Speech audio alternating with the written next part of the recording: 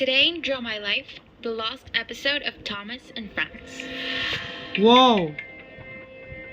There is a missing episode hidden in a Thomas and Friends DVD box. And yes, we are talking about that children's cartoon about a train called Thomas and the rest of his train friends. The episode hasn't been seen by many, but those who have seen it have said that things around them became a bit strange after seeing the episode. Today, we discuss the cases of Kenny and Mike, two boys who had the DVD in their possession and who witnessed the episode and its consequences. Kenny was babysitting the sister of one of his friends one night. To entertain them a bit, he proposed to see a movie and they accepted the idea. Kenny went to the box of DVDs and started looking. Something caught his eye, a box from a show he used to watch at the time. When he took it out of the box, the girls got worried and warned him that they would not see that movie because he would come for them. Kenny didn't understand what they meant, but was curious to find out. So he decided to sneak the DVD in his backpack and take it home with him. When he arrived, he went to his room and turned on his computer. He took the box out of his backpack and placed the DVD inside. The episode suddenly started playing, and Kenny realized that nothing was right. The show's intro showed some weird glitches. There were no credits, music was playing in reverse, and the screen was interrupted by random seconds of static. Kenny didn't pay much attention to it, thinking the DVD was too old. When the episode finally started, everything seemed to have returned to normal, until the characters appeared. On the screen, you could see the trains at Knapford Station, but they all had very sad faces. Also, the fat controller was now very skinny, and Thomas was nowhere to be seen. The inspector then approached James and asked if he was ready. The train responded crying that it didn't want to do it, but the inspector insisted. James went inside the tunnel, entered, and the whole screen went dark. Kenny was weirded out because it had not been a normal episode, and honestly, Oh my it had God. been quite murky. As soon as the DVD returned to the main menu, Kenny decided to remove the disc and return it to its box. The computer pulled out the DVD, and Kenny got the first surprise of the night. On the disc, there was a written message that hadn't been there before. Thank The God. message read, "You have stolen my life." Kenny didn't understand anything. That message was not there when he introduced the disc for the first time. What had happened? That night, Kenny dreamed that he was a train traveling the show's tracks. Then, he realized that he was approaching the tunnel which James had entered. As he entered, he heard a loud scream and woke up. Her Kenny was scream! dripping wet of sweat and terrified. The next morning, he remembered that he had forgotten to do his homework, so he took the book out of his backpack to complete it. Then the second surprise appeared. Every page in his book had been ripped out, except one that had the letter T scribbled on it. Kenny put the DVD back into the computer to see if there was anything in the episode that he hadn't seen. As James entered the tunnel, he heard a series of voices. It was Thomas and James talking. Thomas recounted disturbing events such as animal abuse and suicide. James asked Thomas to stop, to which the train only replied, "You have stolen my life. Now I'll steal yours."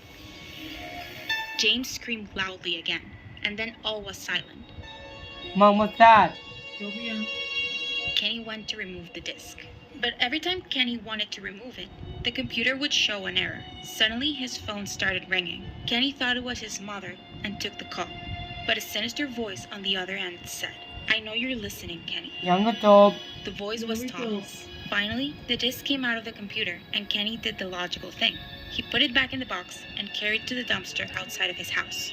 Once the DVD disappeared from his life, everything returned to normal. Mike's story began one day towards the end of his workday. He worked as a garbage collector, and that morning he had to go through Kenny's neighborhood. He and his partner entertained themselves by searching through the garbage for things that could be upcycled. This is how he found the Thomas and Friends DVD. It was at the bottom of one of the containers, and this caught Mike's attention, as he had been looking for a gift for his nephew, whose favorite show was the trains. The box seemed fairly new to him, and he Wow. would have thrown away a DVD in those conditions. But to make sure it wasn't a faulty DVD, he decided to take it home and try it out. If the DVD had no faults, he would give it to his nephew. Mike came home that night and took the DVD up to his room. There, he turned on the computer and put the disc in to play it. The program started immediately, but something wasn't right. The introduction of the new show was quite slow, with no background music. Also, instead of Thomas appearing with the other trains as usually, he didn't appear at all on the screen. In its place, a train with a sad and scared face could be seen going down the tracks. Mike was sure that this wasn't normal and that something was wrong. This was definitely not Wait a common minute. episode. The train then headed to what looked like the ruins of an abandoned station. There were just a few Whoa. more trains, all Sorry. with the same expression, a mixture of sadness and fear. Some even had They're marks homeless? and scars on their faces. There The train are approached trains the and fat controller, homeless? who had completely changed his appearance. The fat He was controller so thin skin that he for looked ill. homeless? His eyes seemed to be bloodshot, Mom, and his I'm dark scared. circles were clearly noticeable.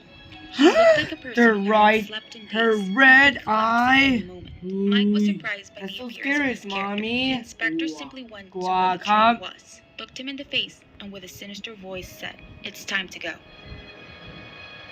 The train started moving forward and headed for the tunnel.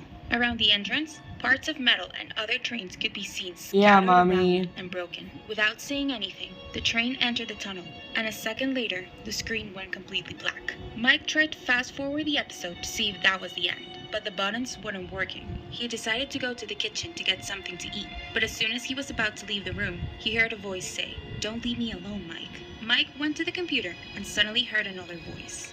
Thomas's voice, saying, "Mike, do you want to see something fun?" Then the voice of another train began to scream in pain, followed by noises of metal being destroyed and skin being torn off. Mike removed the DVD from the computer, put it in its case, and set it aside. That night, Mike had a hard time falling asleep, and in the middle of the night, he got up to get a glass of water from the kitchen. A voice stopped him as he passed the television in the living room. "Mike, here I am. You've missed my trick." The image on the television was of the tunnel entrance from the episode. Mike tried turning off the TV, but nothing worked. Then he began to hear manic laughter in the distance, followed by the sound of a train moving down the tracks. As time passed, the laughter and noise of the train became louder, as if it were approaching. Then he saw it. Thomas was at the end of the tunnel and was heading straight for Mike, laughing like crazy. Mike unplugged the television to turn off the episode. He tried to go back to sleep, but fear had kept him from closing his eyes. In the morning, he went to work exhausted and threw the DVD case in the trash. During break time, Mike took out his cell phone to check emails and messages. Oh my God, they're trying One to particular Thomas caught lost his episode attention. The TV. subject only said, "Last night we had a lot of fun. Look at the photos." Attached to the mail were a few pictures of Mike watching the episode on the television in the living room. Someone had been watching him. The Dear Tiffany and Mike's Fiend.